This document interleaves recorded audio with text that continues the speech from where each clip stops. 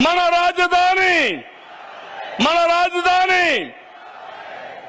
తమ్ముళ్ళు దేంతైనా ఆడుకోవచ్చు కానీ ఇలాంటి రాష్ట్రం యొక్క ఆత్మాభిమానంతో ఆడుకోవడానికి వీలు లేదు. ఈ విషయం మీరు గుర్తుపెట్టుకోవాలి. ఒకప్పుడు మనం చాలా బాధపడ్డాం.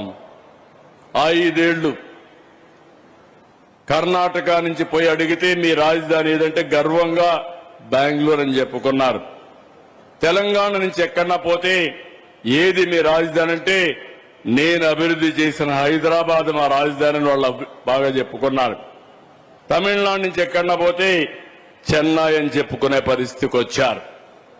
కానీ దురదృష్టం 3 రాజధానులు 3 ముక్కలాటాడి మనం నష్టపోయే పరిస్థితికి వచ్చాం.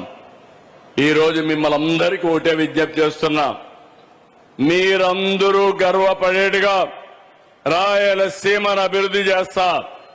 మీరందరూ కూడా గర్వంగా చెప్పుకునే విధంగా మీ రాజధాని ఏదంటే కాలరెత్తుకుని అమరావతిని చెప్పే విధంగా చేసే బాధ్యత ఎన్డీఏ ప్రభుత్వాలని మరొక్కసారి హామీ ఇస్తున్నాం.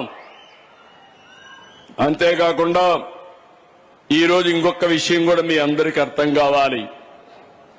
రాజకీయాలు ప్రజల కోసం చేసేటివి. హింసతో రాజకీయాలు జరగవు.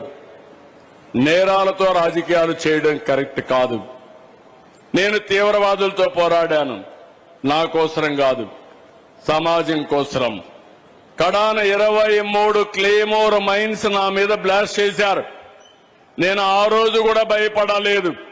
ఒకవేళ సాక్షాత్తు వెంకటేశ్వర స్వామి దిగి వచ్చి నాకు ప్రాణభిక్ష పెట్టాడు తప్ప ఇంకోటి కాదు. ఆ విషయం మీరు గుర్తుపెట్టుకోవాలి.